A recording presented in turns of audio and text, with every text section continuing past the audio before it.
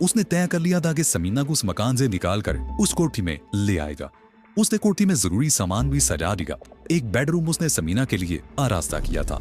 आरामदेह मैट्रेस का खूबसूरत बेड, अलमारी, ड्रेसिंग टेबल और जरूरत की हर चीज उस कमरे में सजा दी गई थी। अपने बेडरूम के अलावा उसने ड्राइंग रूम भी सजा दिया था। कमरे में कालीन, शानदार सोफा और खूबसूरत डेकोरेशन भी सजाए गए थे। इन तमाम इंतजामात पर उसके हजारों रुपए खर्च हुए थे। उस कोठी में सबसे बड़ी सहूलत की बात यह थी कि यहाँ टेलीफोन भी मौजूद था। टेलीफोन की एक एक्सटेंशन उसने समीना वाले कमरे में भी लगा दी थी। खाना वगैरह होटल ही में जाकर खाता था, लेकिन चाय बनाने का बंदोबस्त उसने घर ही में कर रखा था। उस रोज भी शाम को उसने चाय बनाई और लान में आकर बैठ गया। छोटे से लान में घास बड़ी दबील थी, चारों तरफ क्यारियों में फूलों के पौधे थे।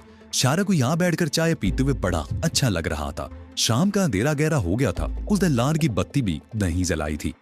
पौधों, घास और अंधेरे की वजह से मच्छरों ने उस पर जलगार कर रखी थी। वो गार्डन चेयर पर बैठा समीना के बारे में ही सोच रहा था कि अंदर से टेलीफोन की घंटी बजने की आवाज सुनाई दी। उसने यहाँ का फोन नंबर सिर्फ 9 लाख को दिया था।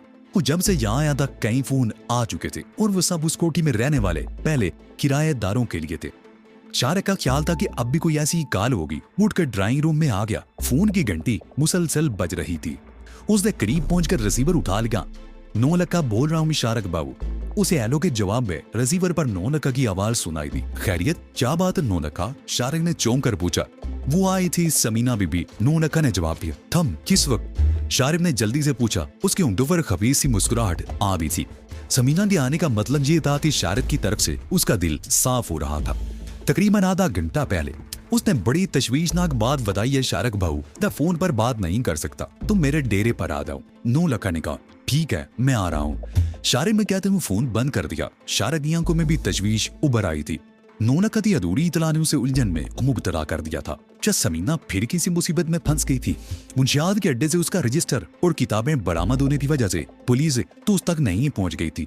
यही सब कुछ सोचते उसने दरवाजा बंद किया, बाहर निकलकर गेट को ताला लगाया, कुछ चाबियों का गुच्छा हाथ में लिए सड़क की तरफ आ गया। ये सड़क पहले बहुत मसरूफ रहा करती थी। सारा ट्रैफिक उसी तरफ से गुजरता था। रेलवे स्टेशन की तरफ से जीटीएस के अड्डे के करीब से शुरू होने वाला यह पुल दूसरी तरफ अब्दुल्लापुर तक चला गया था। इसी पुल की वजह से निचली सड़क पर ट्रैफिक तकरीबन ना होने के बराबर रह गया था। अब इस तरह सिर्फ वही गाड़ियां आती थी जिन्हें सिर्फ तारकाबाद तक आना होता था। लारी अड्डा वहां से पैदल 10-15 मिनट के फासले पर था, लेकिन शारे की रिक्शे पर बैठ गया। वो जल्द से जल्द वहां पहुंचकर 9 लाख से सूरत हाल जानना चाहता था। 9 लाख बिलूजाई के तकिए पर चबूतरे पर मौजूद था। वो शारक को लेकर लिदार के पीछे मकान में आ गया। क्या मामला है? शारक ने कमरे में दाखिल होते ही पूछा। क्या कहा था समीना ने? शमीना भी उस राज यहाँ से तो खैरियत से निकल गई थी, लेकिन वो एक और मसले में उलझ कर रह गई है। 9 लाख ने कहा, फिर उसे पूरी बात बताने लगा। यूसुफ कौन है? शारक ने पूछा। उसका चेहरा गुस्से से एकदम सुर्ख हो गया था। कमरजाई की दीवार के दूसरी तरफ पहला वरद शाह उसी का है। 9 लाख ने खिड़की से इशारा किया। उस मोटर मैकेनिक की ये हिम्मत, मैं भी उसका दिमाग ठिकाने लगाता हूँ। शारक कहते उठकर दरवाजे की तरफ बढ़ा। गरमजोशी से काम बिगड़ जाएगा शारक बाबू। 9 लाख ने उसके कंधे पर हाथ रख दिया। तसल्ली रखो, आज उसे निमट लेंगे, तुम आराम से बैठो यहाँ, मैं चाय मंगवाता हूँ।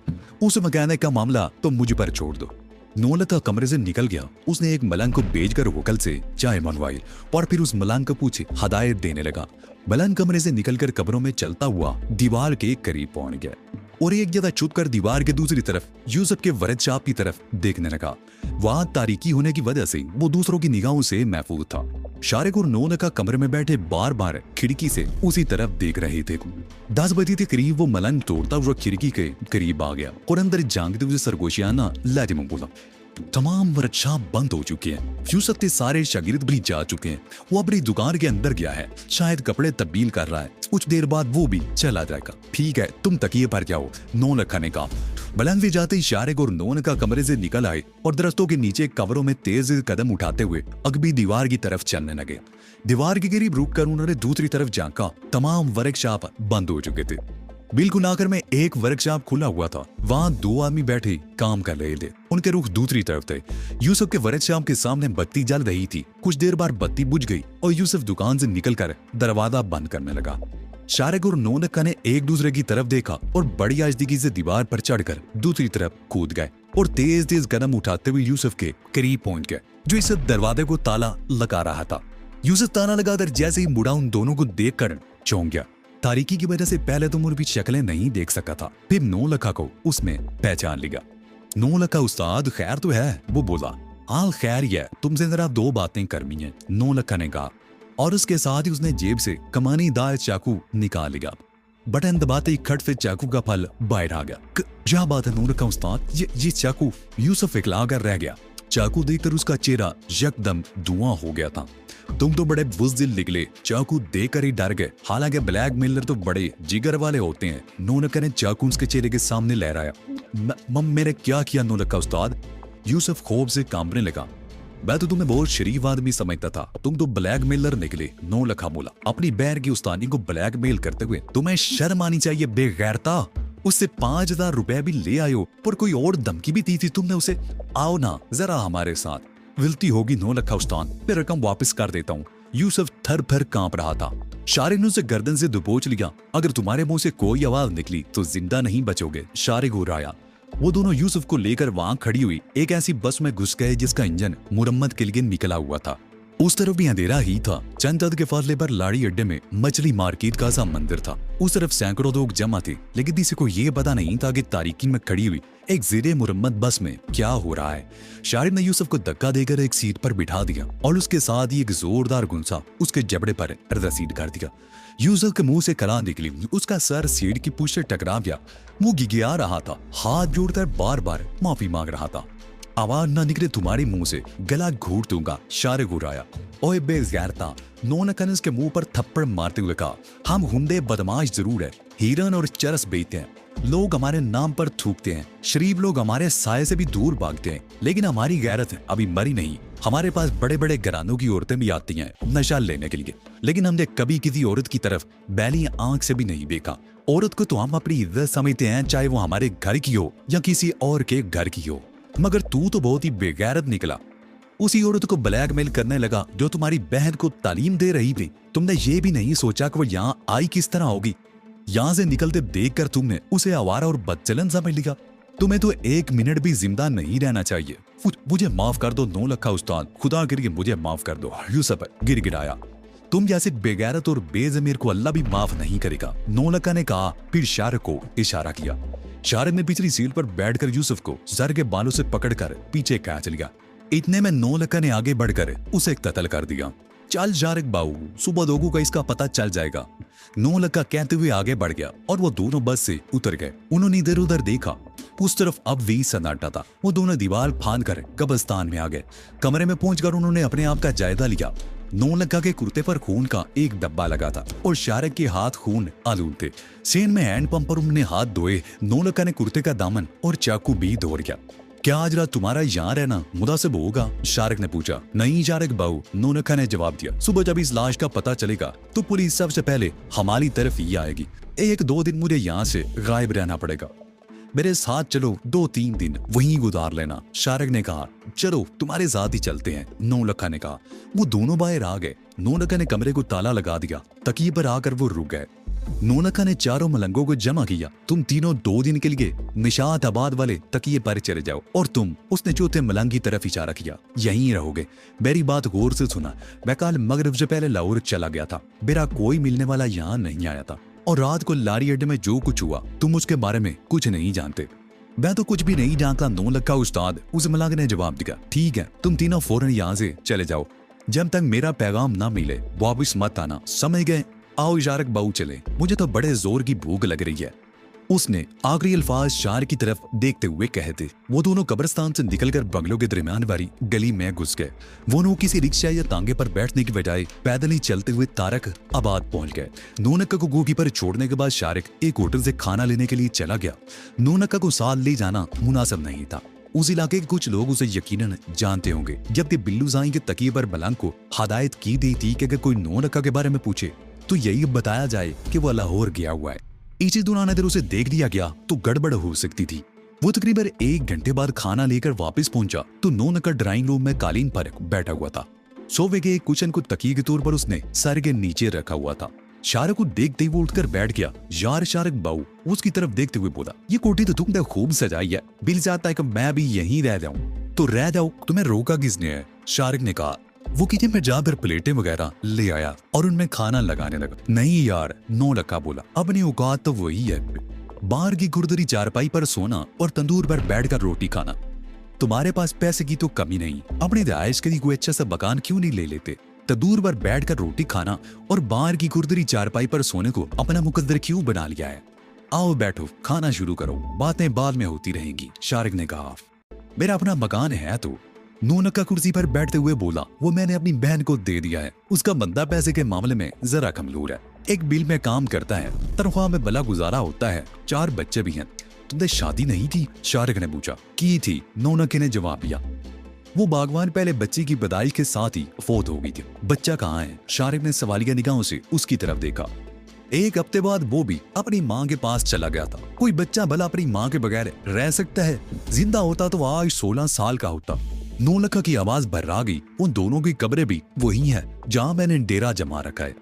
माहौल कुछ सोरवार सा हो गया। शारिक ने खाने से हाथ रोक लिया था।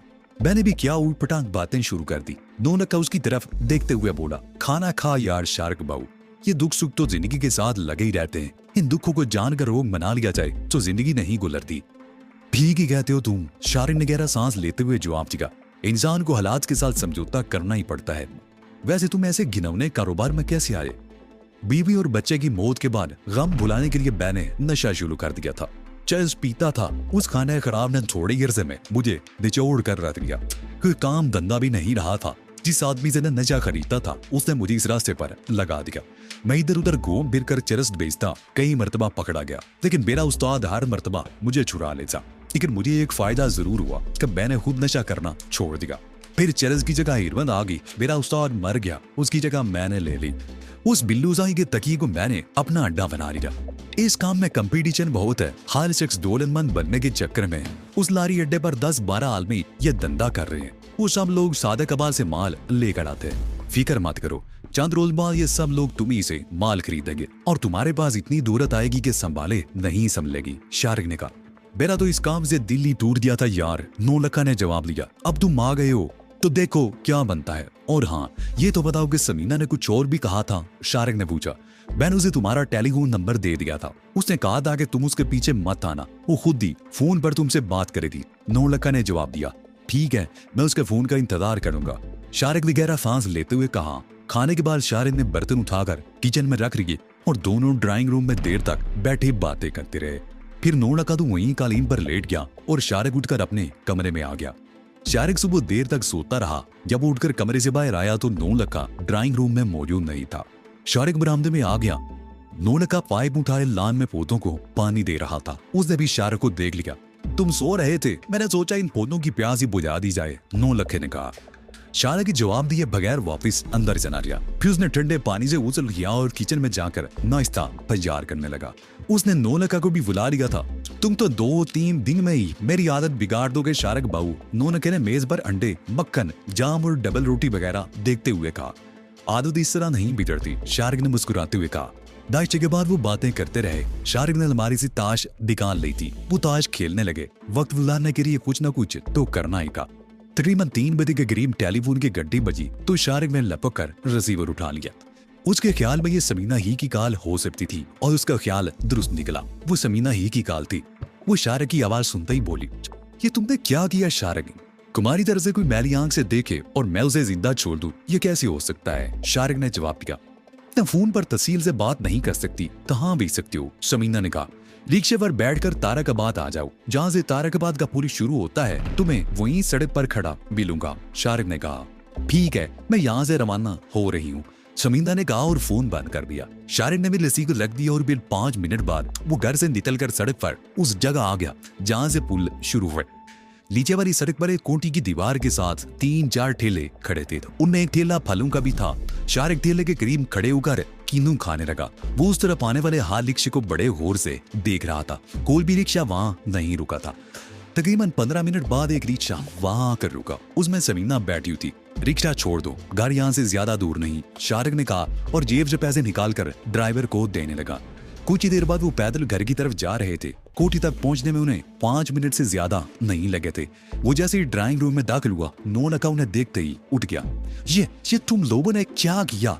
वो बारी बारी उनकी शक्लें देखते हुए बोली, क्या तुम लोगों की नजरों में इंसानी जिंदगी की कोई कदर कीमत नहीं है? बात यह है समीना बीबी, 9 लखे ने कहा, उस शख्स ने तुम्हारी तौहीन की थी और हम तुम्हारी तौहीन कैसे बर्दाश्त कर सकते हैं? लेकिन इतनी सख्त सजा? समीना बोली, अगर उसे ये सजा ना दी जाती तो तुम्हारे लिए मुस्तकिल तौर पर आदाम बना रहता, तुम्हारा जीना आराम कर देता। शारिक ने जवाब दिया, ये क्या हो रहा है? समीना ने सर को दोनों हाथों में थाम लिया। मैं जितना बचना चाहती हूँ उतना इस दलदल में धंसती जा रही हूँ। काश तुम मेरी जिंदगी में ना आए होते। अब सब कुछ ठीक हो जाएगा, अब तुम उस मकान में नहीं रहोगी। लेकिन कुछ नहीं। शारिक ने उसकी बात काट दी। ये कोठी भी मैंने तुम्हारे लिए किराए पर ली है। यहाँ जरूरत की हर चीज मौजूद है। तुम 1-2 दिन में यहाँ शिफ्ट हो जाओ। तुम्हारे यहाँ आ जाने के बाद मैं लाहौर चला जाऊंगा। तुम्हारा दिमाग तो नहीं खराब हो गया? समीना ने उसे घूरा। मैं यहाँ कैसे आ सकती हूँ? देखो समीना, शारिक ने उसके चेहरे पर नजरें जमाते हुए कहा, अगर तुम्हें इन तमाम झंझटों से बचना है तो मेरे साथ रहना होगा। मैं तुम्हें मुकम्मल तहफ़्फ़ुज़ दूंगा और कोई तुम्हारी तरफ आंख उठाकर भी नहीं देख सकेगा। मुझे सोचना पड़ेगा। समीना ने जवाब दिया, 1-2 दिन में फैसला कर लो। शारिक ने कहा, आओ तुम्हें कोठी दिखाऊं। 9 लखा तो वहीं बैठा रहा और शारिक समीना को लेकर कोठी में घुमाने लगा। आखिर में उस बेडरूम में आ गए जिसने समीना के लिए आरास्ता किया था। ये तुम्हारा बेडरूम है, शारिक ने कहा। वीरा? समीना ने उलझी हुई निगाहों से उसकी तरफ देखा। हाँ समीना, ये तुम्हारा बेडरूम है। शारिक ने उसके कंधों पर हाथ रख दिए। समीना ड्रेसिंग टेबल के आईने में शारिक को अपनी पूंछ पर खड़ा देख रही थी। शारिक के हाथों के लम्स ने उसके पूरे जिस्म में सिनसनी की लहरें सी दौड़ा दी थी। उस पर बेखुदी सी तारी होने लगी और वो शारिक के बारे में सब कुछ भूल गई। सनसनी की एक अजीब सी कैफियत ने समीना को अपनी लपेट में ले रखा था। वो भूल गई थी कि ये वही शारिक है जिसने उसकी पुरसुकून जिंदगी में एक तूफान सा उठा दिया था। उसे कोई फिक्र नहीं थी, कोई परेशानी नहीं थी। लोगों की नजरों में उसके लिए बड़ा एहतराम था, लेकिन अब वही लोग उसे मशकूक नजरों से देखने लगे थे। एक मामूली मोटर मैकेनिक उसे बदकिरदार और आवारा करार देकर उसे ब्लैकमेल करने आया था और ये सब कुछ शारिक की वजह से हुआ था। अगर ये शारिक उसकी जिंदगी में ना आया होता तो वो मोटर मैकेनिक उससे बात करते हुए नजरें उठाने की जुर्रत भी ना करता। मगर वो तो बहती गंगा में हाथ धोने आया था। शारिक उसे मुसलसल तबाही के रास्ते पर धकेल रहा था। उसने ये भी फरामोश कर दिया था कि कल रात उसने एक इंसान को मौत के घाट उतारा था और शायद वो रात को भी सुकून और इत्मीनान की नींद सोया होगा। उसको एक लम्हे को भी ये एहसास नहीं हुआ होगा कि उसने किसी जिंदगी का चिराग गुल कर दिया था। शमीना बेखुदी की सी कैफियत में खड़ी सामने ड्रेसिंग टेबल के आईने में देख रही थी। शारिक उसकी पूंछ पर खड़ा था और उसके दोनों हाथ समीना के कंधों पर थे। लेकिन दफादन खांसने की आवाज सुनकर वो दोनों चौंक गए। शारिक उसे छोड़कर 2 कदम पीछे हट गया। समीना भी संभल गई। उसी लम्हे 9 लखा खांसता हुआ कमरे में दाखिल हुआ। आओ शारिक बाबू, मैं चाय बना ली है। 9 लखा ने दरवाजे के करीब ही रुककर बारी बारी उन दोनों की तरफ देखते हुए कहा। समीना का चेहरा शुरू हो गया जैसे कोई जुल्म करते हुए रंगे हाथों पकड़ी गई हो। चाय? शारिक ने हैरत से 9 लखा की तरफ देखा। तुमने चाय बनाई है? तो क्या तुम समझते हो कि मैं चाय नहीं बना सकता? 9 लखा ने उसे घूरा। अगर देखो तो सही, ऐसी चाय तुमने अपनी पूरी हयाती में नहीं पी होगी। समीना बीबी, तुम भी क्या याद करोगे कि कभी 9 लखा के हाथ की बनी हुई चाय पी थी। वो लोग ड्राइंग रूम में आ गए। सेंट्रल टेबल पर चाय के कप रखे हुए थे। शारिक ने एक कप उठा लिया। पहला घूंट भरते उसके होंठों पर मुस्कुराहट आ गई। चाय वाकई बेहद खुश जायका थी। इलायची की महक थी। मान गए उस्ताद, शारिक ने 9 लखा की तरफ देखते हुए कहा। चाय तो वाकई बहुत शानदार बनाई है तुमने। क्या तुम मुझे निकम्मा आदमी समझते हो? 9 लखा ने उसे घूरा। और जरूरत पड़ने पर मैं रोटी भी पका सकता हूँ और बर्तन भी मांज सकता हूँ। अच्छा हुआ तुम्हारी इन सिफात का पता भी चल गया, शारिक ने जवाब दिया। वो तीनों चाय पीते हुए इसी किस्म की बातें करते रहे। उन दोनों की बातों से अंदाजा होता था कि उन्हें गुज़िश्ता रात के वाक़े की संगीनी का कतन एहसास नहीं था। कल रात तुम लोगों ने बड़े जालिमाना रवैये का मुजाहरा किया है, बिलाकर समीना ने असल मौजू पर आते हुए कहा। उस मैकेनिक ने मुझे परेशान जरूर किया था। मैंने तुम लोगों से उसकी शिकायत इसलिए की थी कि उसे थोड़ी बहुत सजा दी जाती। उसके बाद वो इस किस्म की कोई हरकत करने की जुर्रत ना करता। ये तुम्हारी खुशफहमी है समीना बीबी, 9 लखा ने कहा। हम उसे मार पीट के छोड़ देते तो वो तुम्हारा जीना अजीदन कर देता। तुम इस किस्म के लोगों को नहीं जानती। ये लोग तो किसी जुर्म की सजा मिलने पर तायब होने की बजाय और फैल जाते हैं। लारी अड्डे की ये सारे मोटर मैकेनिक और बसों की आकर वगैरह जो ड्रामे करते रहते हैं वो मैं अच्छी तरह जानता हूँ। ये लोग लारी अड्डे पर आने वाली मासूम और सादालू औरतों को वरगला कर उन्हें बेआबरू करके छोड़ देते हैं। अभी 6-7 महीने पहले सरगोदा से आने वाली एक औरत के साथ कुछ ऐसा ही वाकया हुआ। उस औरत के साथ 8 साल का बच्चा भी था। उन्हें जंग जाना था। वो औरत बेचारी सरगोदा के किसी गांव के रहने वाली थी। वो रात 10 बजे यहाँ पहुंची